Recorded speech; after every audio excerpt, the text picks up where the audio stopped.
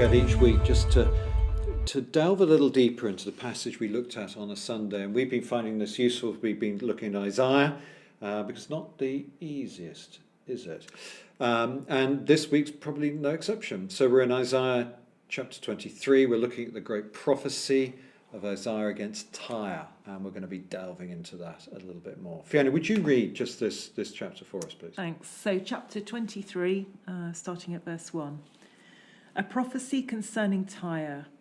Wail, ye ships of Tarshish, for Tyre is destroyed and left without house or harbour. From the land of Cyprus word has come to them, be silent, you people of the island, and you merchants of Sidon, whom the seafarers have enriched. On the great waters came the grain of the Sihor, the harvest of the Nile was the revenue of Tyre, and she became the marketplace of the nations. Be ashamed, Sidon, and ye fortress of the sea, for the sea has spoken. I have neither been in labour nor given birth, I have neither reared sons nor brought up daughters. When word comes to Egypt, they will be in anguish at the report from Tyre. Cross over to Tarshish, wail, you people of the island. Is this your city of revelry, the old, old city whose feet have taken her to settle in far-off lands? Who planned this against Tyre, the bestower of crowns, whose merchants are princes, whose traders are renowned in the earth? The Lord Almighty planned it, to bring down her pride in all her splendour and to humble all who are renowned on the earth. Till your land as they do along the Nile, daughter Tarshish, for you no longer have a harbour. The Lord has stretched out his hand over the sea and made its kingdoms tremble. He has given an order concerning Phoenicia, that her fortresses be destroyed. He said, no more of your revelling, virgin daughter of Sidon, now crushed. Up, cross over to Cyprus, even there you will find no rest. Look at the land of the Babylonians, this people that is now of no account. The Assyrians have made it a place for desert creatures. They raised up their siege towers, they stripped its fortresses bare and turned it into a ruin. Wail, you ships of Tarshish, your fortress is destroyed. At that time, Tyre will be forgotten for 70 years, the span of a king's life. But at the end of these 70 years, it will happen to Tyre, as in the song of the prostitute. Take up a harp, walk through the city, you forgotten prostitute. Play the harp well, sing many a song so that you will be remembered. At the end of 70 years, the Lord will deal with Tyre.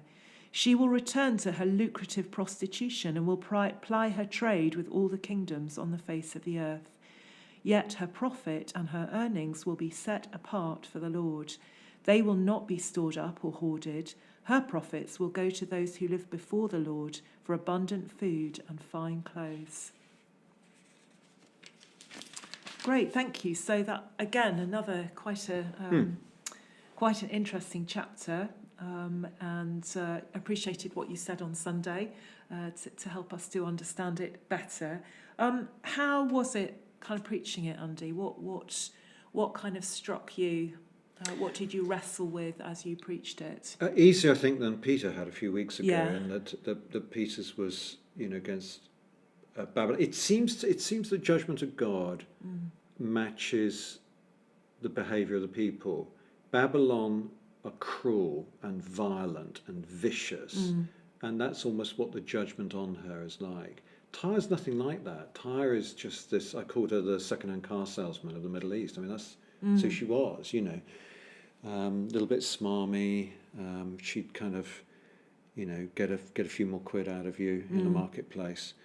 And so the judgment of God on her matches that. So I was struck by that. Struck by how relevant and modern feeling this is. Yes. I mean, that seems to be coming through again and again. And I think particularly preaching it in the light of the crisis in Ukraine, I'm very struck by how, Russia is the cruel tyrant.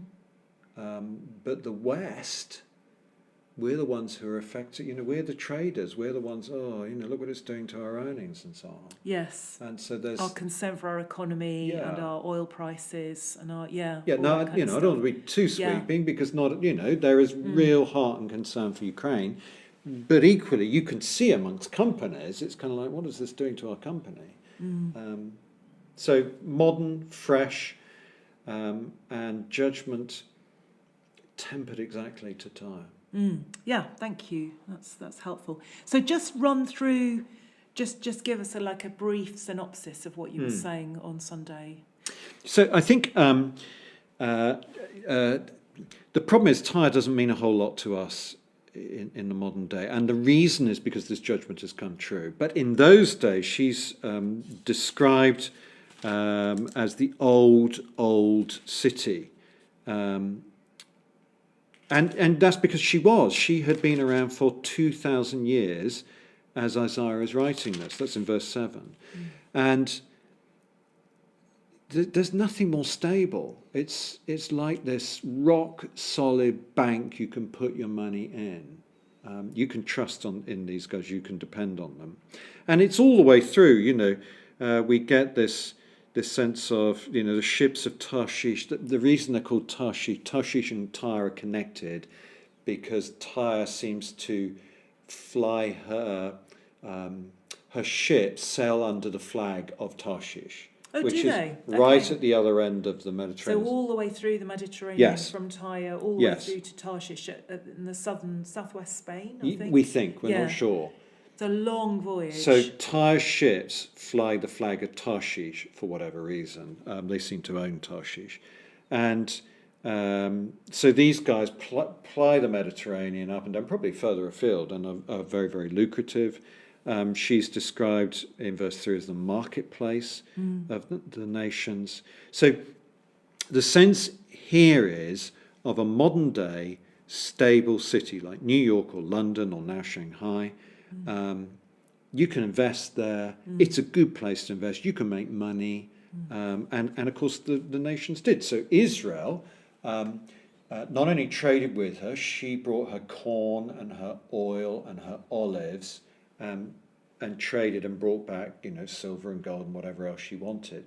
But equally, Israel had a small fleet of ships who sailed with the Tarshish fleet. Okay. And so she's got a lot tied up in this, right? So it's just prosperity on an amazing scale, solid, reliable, whatever else.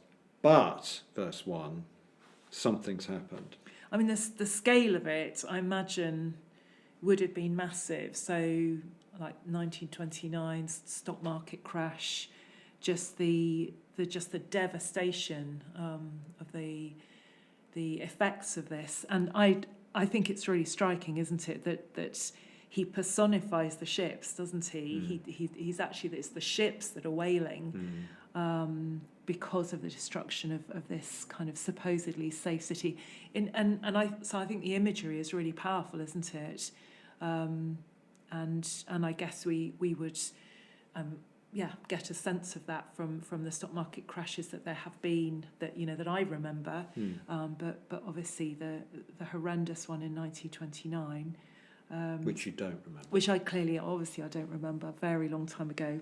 So the devastation, the horror, it's sort of like a sort of rippling effect. It's almost like the news is kind of reverberating around the Mediterranean, isn't it? Of this devastating thing that has happened to this very safe city.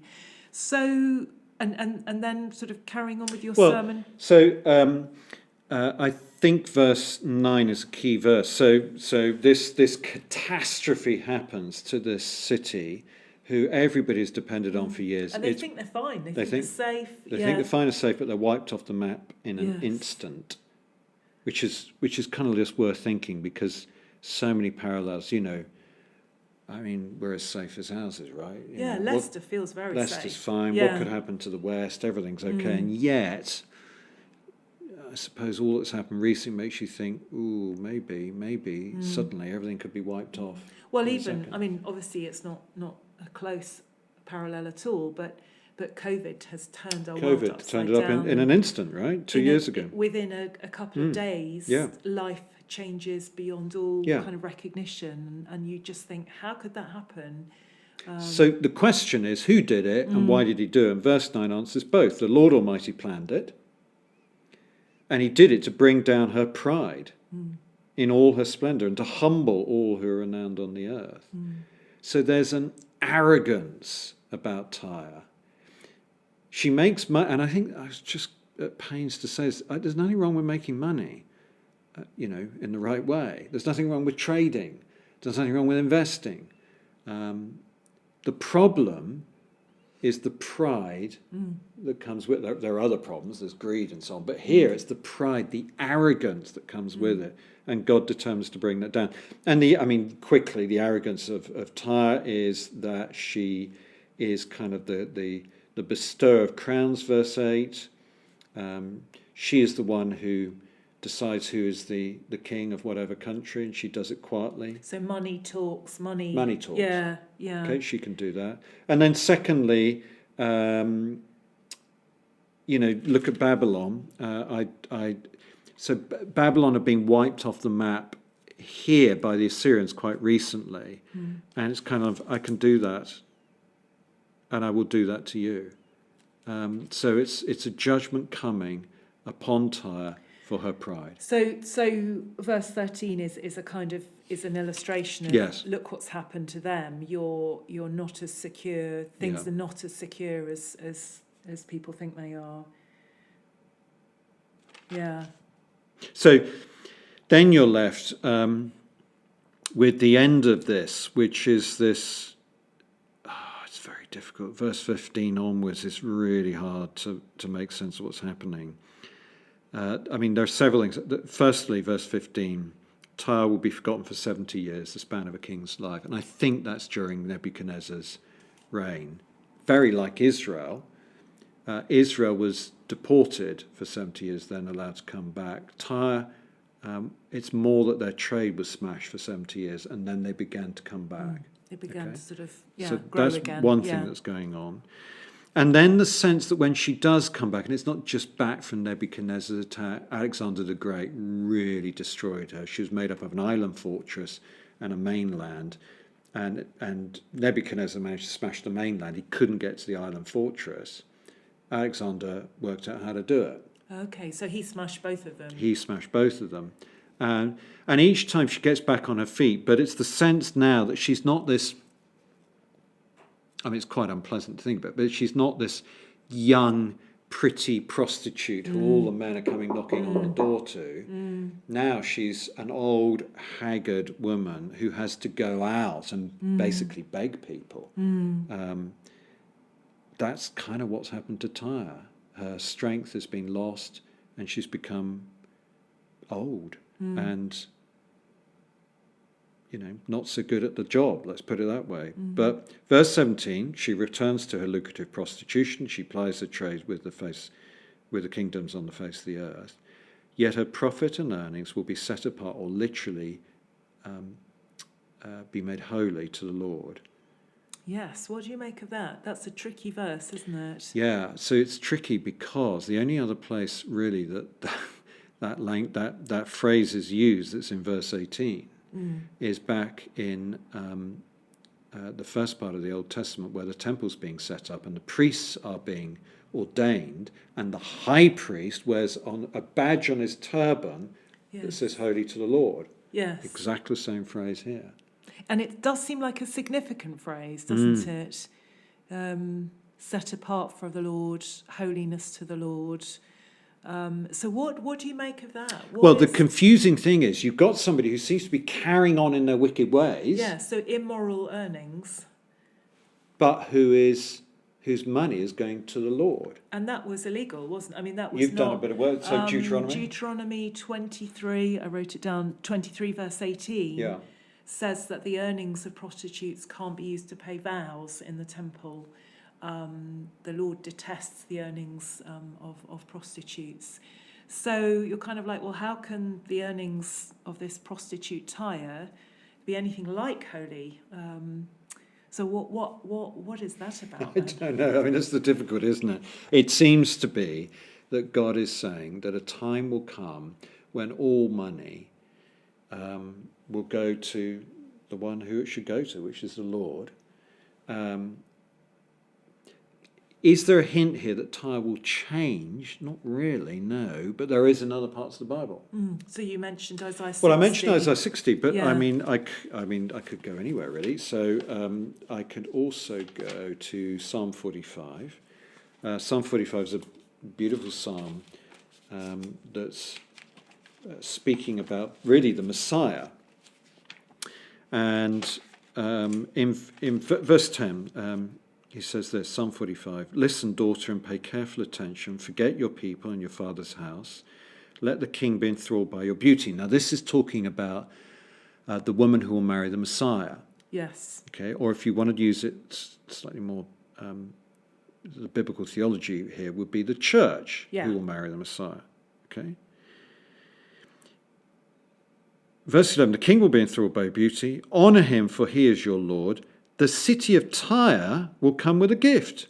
People of wealth will seek your favour. All glorious is the princess within her chamber." So here's a sense again of Tyre serving God's people, the church.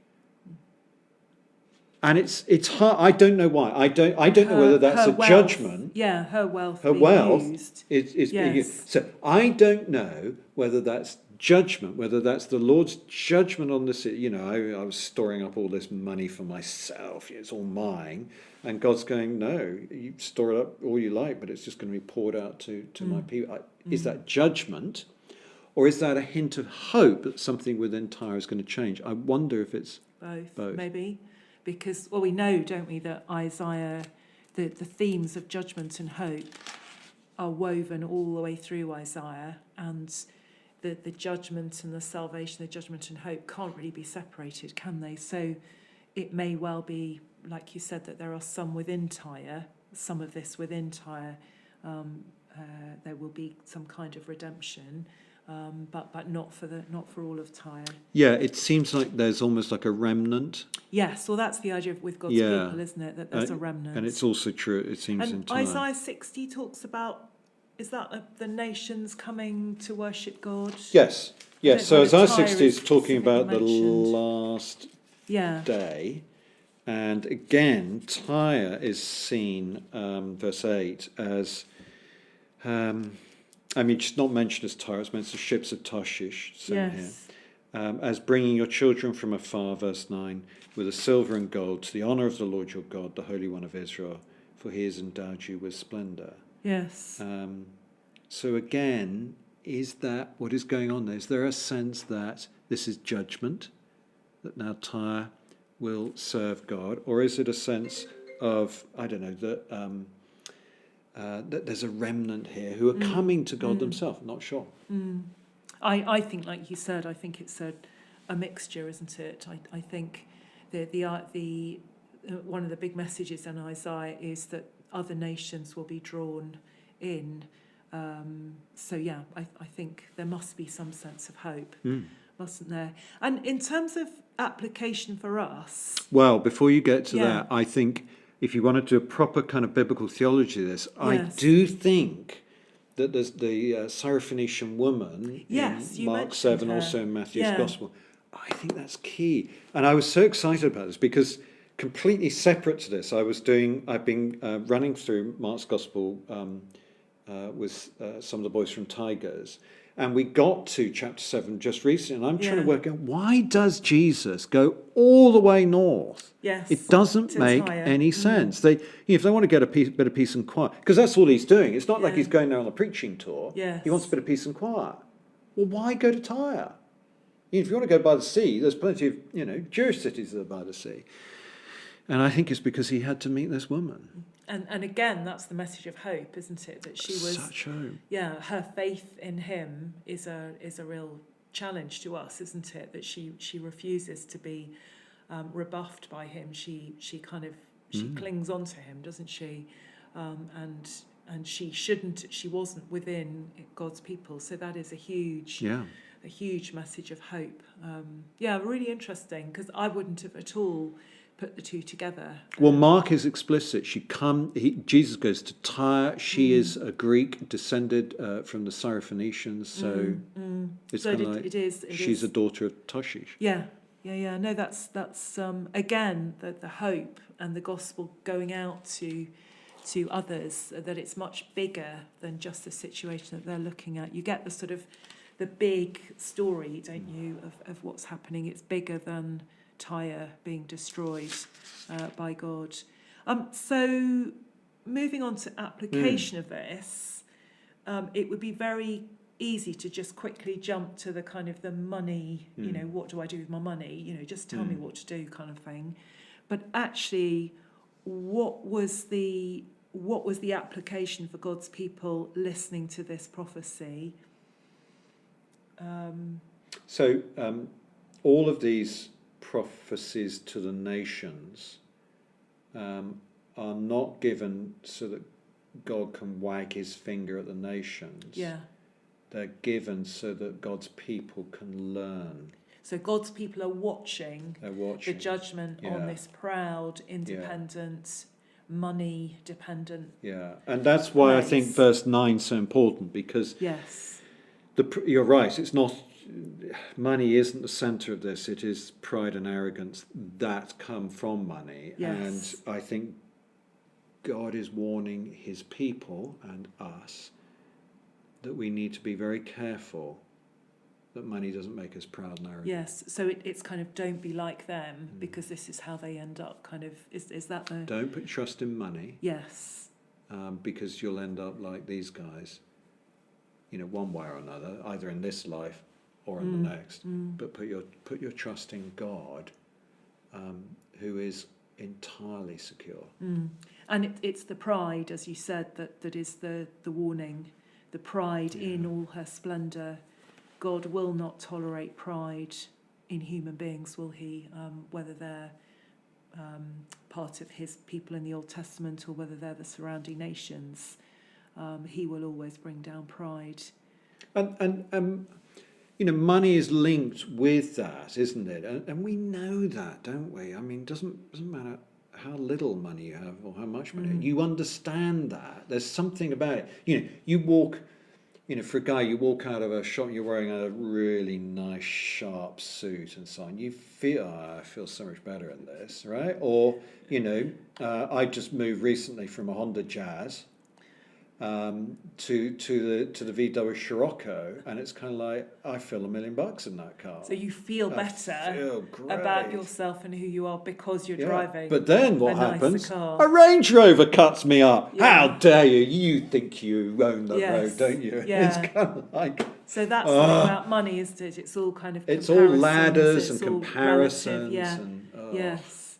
And God wasn't kidding in this judgment. So, I mean, this is real people. This is real... I mean, horrendous the situation must have been to have been living in Tyre when this happened. And so it is a very real warning, isn't it, to God's people that this is the kind of God he is, this is the way that he acts.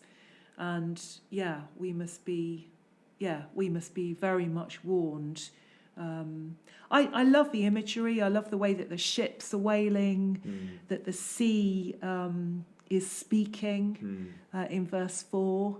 I think verse 4 is to do with the sea no longer has the ships sailing through her, that she's kind of bereft and kind of alone now that the ships are no longer sailing through her. And these were huge ships, weren't they? I mean, they were massive, particularly for the people then. They would have been immensely kind of huge and powerful. So it's a very... I love the way that Isaiah uses imagery and poetry to make a very powerful point. Because this could just be a few sentences of prose, couldn't it? It could just be... Which it is in the New Testament. But it's a very powerful way of teaching. So for us New Testament Christians reading this, what do you think are the kind of... You talked about some of the applications on Sunday. What have you thought more about what that looks like? Yeah, but I mean, the primary thing here is the pride. We've got to watch that. How can I watch that? Comparison tips me off. When I start to compare, thinking I'm better, thinking I'm worse off, that's when I need to look out, because that's probably a sign of pride in my heart. I need to be aware of that. And then I think the other thing is, it's what Tyre learns at the end, that money is a tool. Her profits will go to those who live before the Lord, verse 18. And I think for the Christian, that's what should happen, that money ceases to be the ultimate, the thing in which I find my security, in other words, an idol. But instead it becomes a tool. And I think that's the beautiful thing that happens. When money is deposed as the idol, it becomes a tool.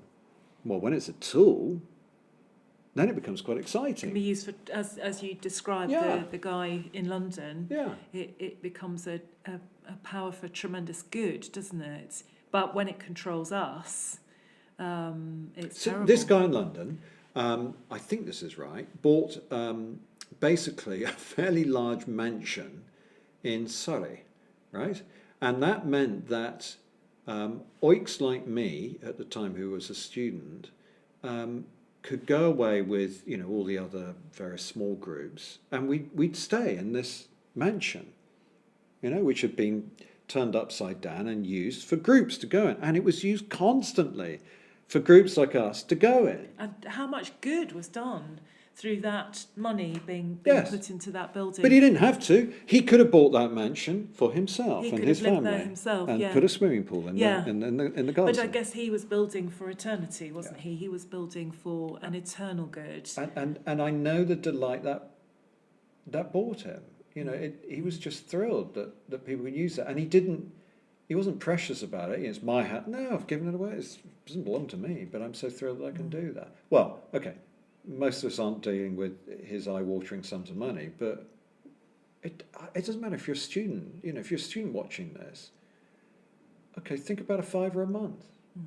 Well, how do I get a £5 a month? You don't have a couple of coffees at Costa because I want to give it. Just okay. What am I going to do with that money? And I said, I think probably the Bible says you need to support your church family. You're going to give away money. There's ministries we can do, and any number you can choose. And I think at the moment there's the whole situation in Ukraine. But we were just reflecting on this morning. I mean, Ukraine is powerful because it's just so in front of us in the media, isn't it? But there are other parts of the world. Plenty of other places, Afghanistan. That have been struggling for a long time. And find creative ways to use that money. Yeah, and as you were saying, involve children in this. I mean, what a fantastic discussion to have with young children. I know quite a lot of the families in the church support Compassion Children, don't they? They make that a family thing. But what a fantastic idea to say, right, kids, we've got this amount of money. What are we going to do with it? And to let them help decide what to do with it. So, but we've got guys up the road, they're not Christians, who are making little sunflowers for Ukraine. I think it's the symbol of Ukraine. Yes. And they're selling them to the whole street. Yes. Isn't that great? You could do that. With your kids, you could, make a point, we'd go out and do the shopping. And by the way, we get some stuff for open hands, and we do that, and we're going to give that away. You're just modelling shoeboxes, the modelling the giving. And what about modelling I guess if pride is a thing that God is angry about and he hates because it dishonours him, how do we challenge our pride and how do we model that to the kids? A sort of that humility, yeah. It's hard, isn't it? But by very nature, humility doesn't focus on itself. I guess as a parent whose kids are growing up now, I think one of the most humbling things of being a parent was having to get down on the floor with your kids and go, Daddy's really sorry, I got that wrong, please forgive me. That's quite powerful. Yeah, so that's a good way, I guess, giving thanks. That's a humility. Thanks for what? For the money you have? For the good things that we have, and looking to the Lord, whether you have plenty or whether you don't have a lot, recognising that it comes from God. Yes, money is